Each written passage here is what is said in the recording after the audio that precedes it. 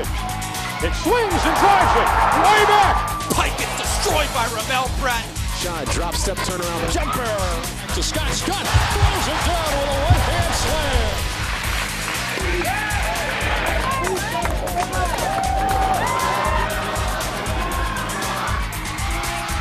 Kept alive by Landisberg, tips it ahead to Farrakhan. He's going to throw it down with a one-hand jam. Cavalier Sports Weekly is brought to you by Geico, the Virginia Athletics Foundation, the Virginia Lottery, and by UVA Health Systems.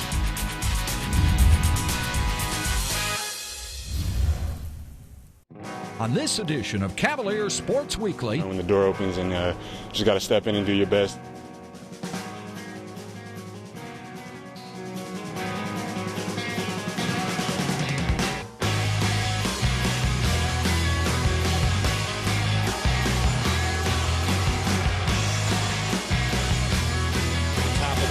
Nice backdoor pass. Mustafa Farrakhan glides inside and throws it down with a two-hand jam. Welcome to Cavalier Sports Weekly. I'm Paulisha Kellum, number 3 on the women's basketball team. We've got a great show for you today, starting with our play of the week. Making his way to the top of the arc. Nice backdoor pass. Mustafa Farrakhan glides inside and throws it down with a two-hand jam. Oh, what a play. His ability to beat you off the dribble and then, shoot the three. He's showing some completeness offensively, and then defensively, for the most part, he's, being challenged with guarding usually a leading scorer or one of their better scorers. He's playing like a senior. Stay tuned. Virginia game highlights are coming up next. Got it. Joe Harris hits his second long ball of the ball game.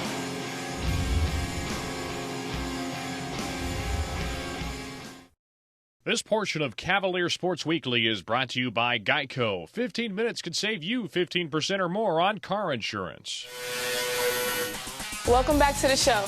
Our men's basketball team faced a pair of ACC opponents this week. They were on the road against Boston College, then returned to the John Paul Jones Arena to face Georgia Tech.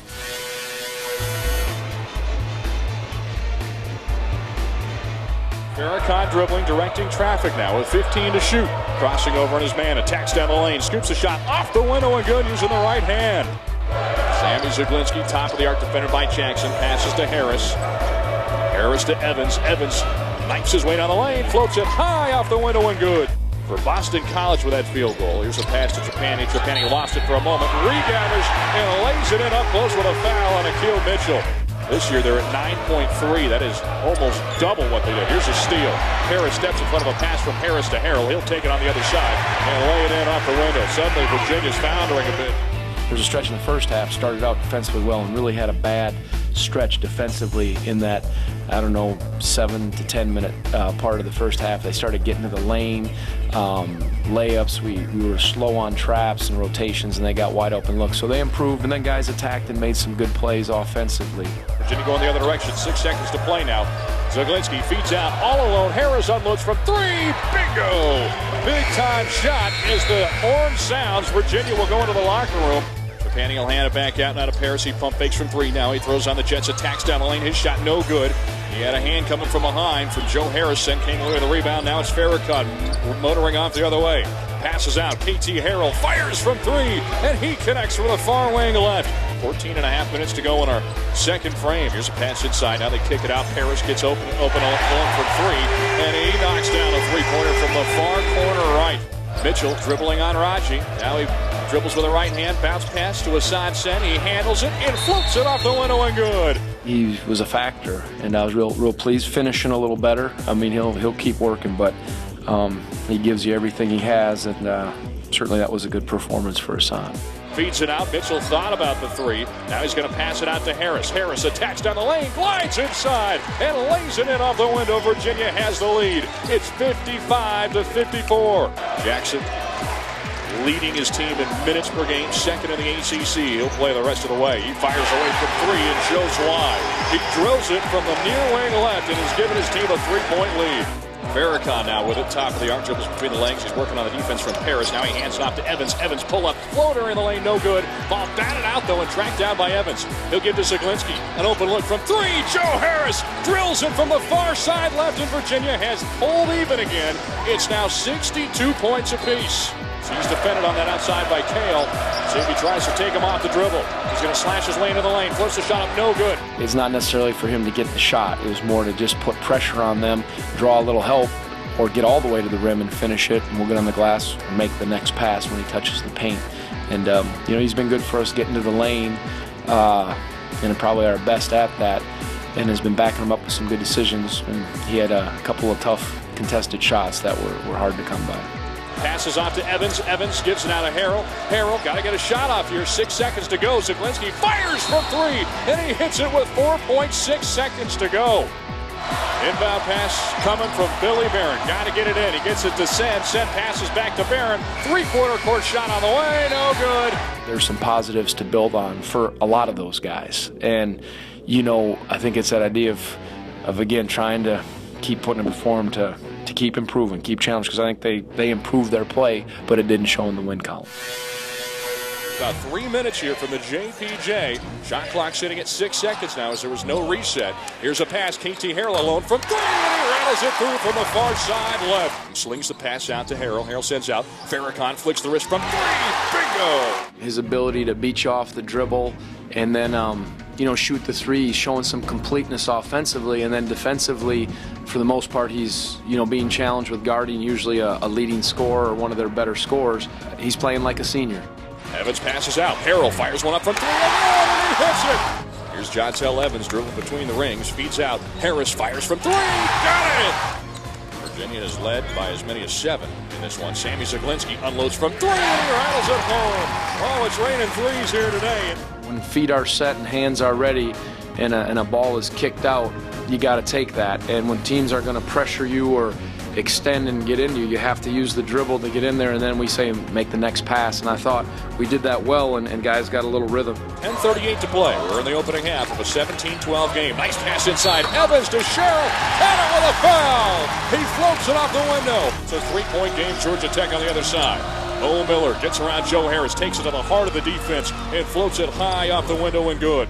He is right amongst the leaders in the ACC in minutes per game. Here comes Harrell attacking down the inside. He powers a shot up in traffic and gets it to drop. Both teams with 5 turnovers. Boy, it seems like Virginia's had more. Here's Farrakhan, dribbling behind the back, takes it down the lane, floats it up with the left hand. What a move as he gets it to go. Virginia goes ahead by 9, leading 41-27. Rice lobs inside into traffic. It's batted around. It's going to be taken away. Jontel Evans comes up with it. Virginia. He passes ahead to Harris. Harris dishes off to Harrell. Gets his man in the air. Flips it off the window and good. I thought there were stretches of real good basketball where the floor was spaced. We got nice rhythm looks and defended okay. I don't think it was a great defensive performance, but it was solid. Orange numerals, blue lettering. As it's the Georgia Tech Yellow Jackets in the traveling gold. Here's a pass down low. Hassan Sheikh caught with a foul. Entry pass from Mustafa Farrakhan. Here's an inbound pass. It'll go to Sadsen. He kicks it out to Harrell. Harrell attacks in the lane. Kicks it out far wing right. Three-pointer on the way, and it's good. Joe Harris. We're going 4 guards. If we have a defensive matchup or if we can cover that way, he's a interesting matchup because he can stretch it from 3. He can put it on the floor, and he can use his completeness. He's a typical young guy. He'll have some moments where you really see it coming, and there's times where you're not sure. He's got some toughness, and you saw that on the glass, maybe more so than others, and I like that. 2 on 3. Now he backs it out to Zaglinski. Zaglinski pump fakes, kicks it out alone. KT Harrell sizes up the 3, then he splashes it through. Harrell making his way to the top of the arc. Nice backdoor pass. Mustafa Farrakhan glides inside and throws it down with a 2-hand jam. I just told the guys, keep knocking. I said, you're getting close. You just keep knocking. You've been in a lot of games for stretches, and that was our theme going into the game. This portion of Cavalier Sports Weekly is brought to you by UVA Health Systems. Our women's basketball team played 2 games this week against Penn and Maryland. Let's check out the highlights. We'll bounce it to Gerson. 1 dribble pull up at the free throw line is good. The laser. It was a hard game for us to play today, and I think more mentally than physically, we were playing with the weight of the world on our shoulders, and you could see it in every play. One of the things that happens when you go through a stretch like we've been through, you start to question and wonder, and you've got to find a way to focus on the here and now and not worry about what's happened in the past and just stay with what you normally do. Driving with the left hand, and it's stolen by Franklin. Franklin going to dribble it out in transition. Franklin down the lane on the right baseline and threw it up off the window and good. We were just hungry for a win. We were just exhausted from losing and the emotions that go with losing and the weight you have to carry with that. And so I think that you saw in a decent amount of the players tonight whatever we needed to do to win. I know it wasn't the prettiest thing in the world, but a win's a win, and we'll take it, and we're able to learn. We did a lot of good things in the game that we'll be able to go back and watch. So big sigh of relief for our team, and now we're able to really start focusing for Friday night. On the right wing, now right sideline, Edwards for three, boom! All right. Big shot. Well, they've been really good games. I mean, it's just been really good games, and you know, we were fighting tooth and nail for this one. This was a very, very important game for us, and this team knew it, and I was just glad to see them play loose tonight and not tight. I was worried that they were going to be tight, but I just think that they did a great job preparing for this game, and they knew they were prepared, and they knew they were ready. Kicks to Edwards with 4, with 3, driving right baseline, left hand scoop. Yes! Oh, what an acrobatic move! Oh my goodness! I was proud of my team tonight. They fought hard, they played hard, they did everything they could to win, and I was more disappointed in the fact that the game even went to overtime. I felt like we made some critical errors down the stretch, trying to hang on to the lead instead of just keep playing to win. We didn't need to just hang on to the lead, we needed to continue to play to win. And a couple shots just didn't go in. We had really good looks, they just didn't go in.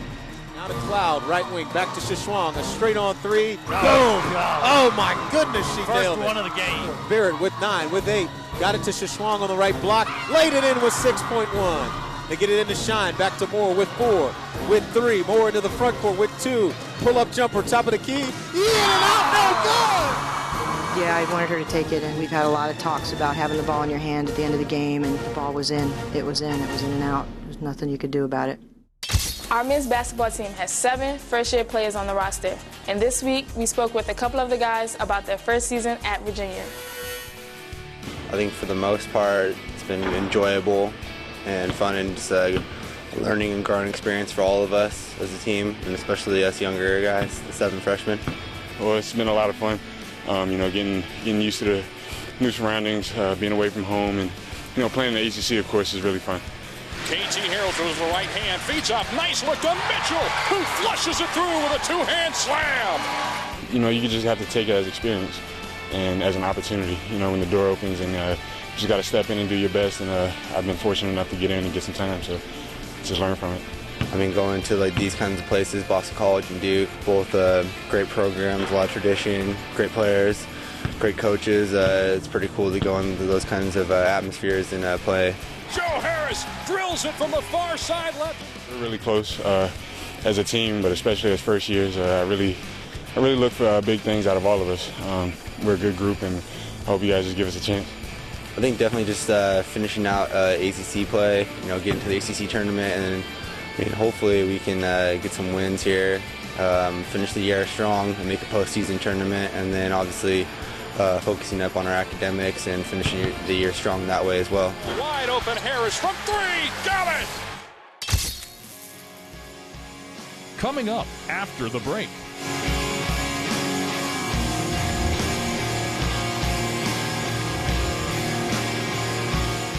This portion of Cavalier Sports Weekly is brought to you by the Virginia Athletics Foundation. Up next, we've got swimming and diving and tennis.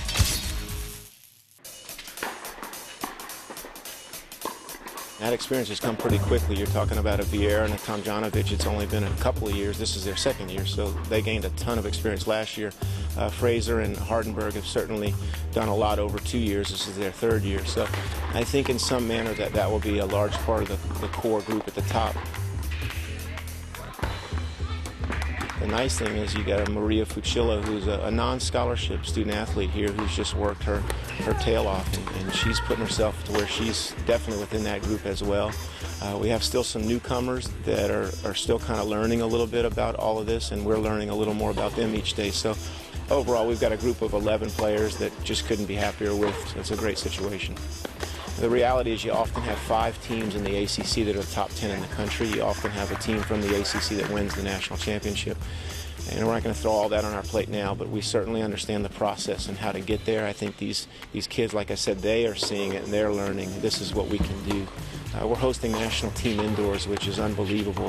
And you may be looking at a national team indoors in February, just a month from now, where we might potentially play Stanford or Florida, number 1 or 2 in the country here. So we would really like to progress to the top 16 level, top 10 level. And I really feel like these kids want that. They kind of have that, I think, within their own expectation level. And from a playing standpoint, it does look like we have every opportunity to achieve some of that.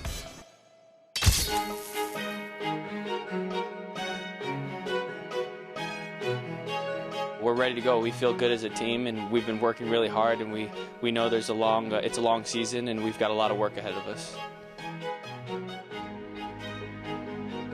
It kind of feels like our first year a little bit, where we were a highly recruited team, and we knew when we went on the court that each team was gunning for us. Now definitely we know when we step out on court we have to be ready, and we have to play every single match one ball at a time and be ready, because we know on any given day the teams are going to bring out their best tennis, and we have to be ready from every point.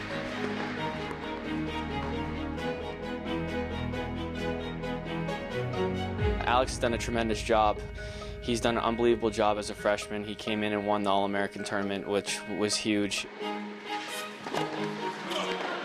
Having another guy that can play high in the lineup definitely increases our depth, and it pushes guys down, and we're excited. I mean, we're excited to have Alex. He helps not only singles but also our doubles, and we feel like we have no weakness on any spot on the court, so we feel like if we can go out there and compete and fight all the way through, we should be looking good.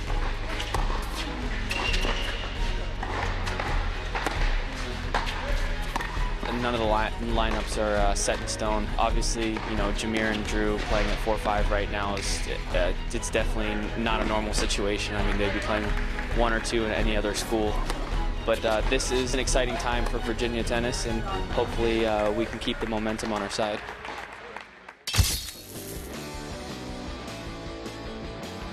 It's pretty amazing. Certainly when I came to Charlottesville 10 years ago, I never thought that this program could be what it is today, the tradition that it's built, but for me to be recognized amongst the #1 team in the country in front of all those people was a great experience for my family. It was a very cool experience for me, and something I certainly will never forget. I mean, I remember the team was ranked 64 in the country when I signed to come here, and there was something about being on these Charlottesville courts and this environment that I knew we could build something here. And so to see it come full circle 10 years later, knowing that we've built sort of a national powerhouse, I certainly dreamed great things for this institution, for Virginia, but I just never thought, we would be standing here today in this kind of atmosphere. It's really, it's much more than what my recruiting class ever thought we could accomplish.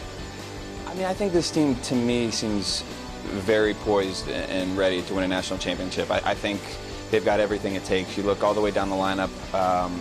Their guys are playing 5 and 6 that easily could be playing 1 on any other, Division I team. So I think they've got the experience. I think oftentimes they were a little bit new in the 2008, 2009, but now, listen, they've got one of the top players playing 2 and 3 in the country. I mean, I'm very excited to even be a part of this, but to see what this team's going to accomplish this year.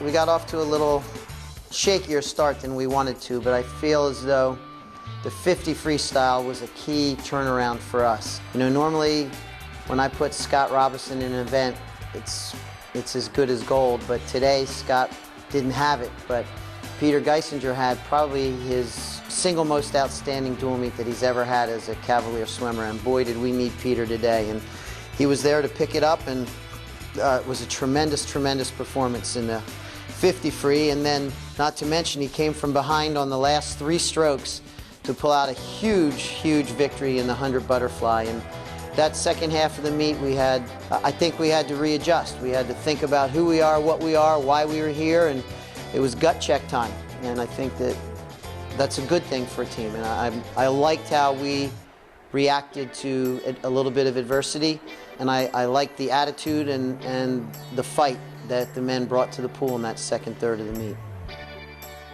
I was glad I had who I had left for the 200 individual medley.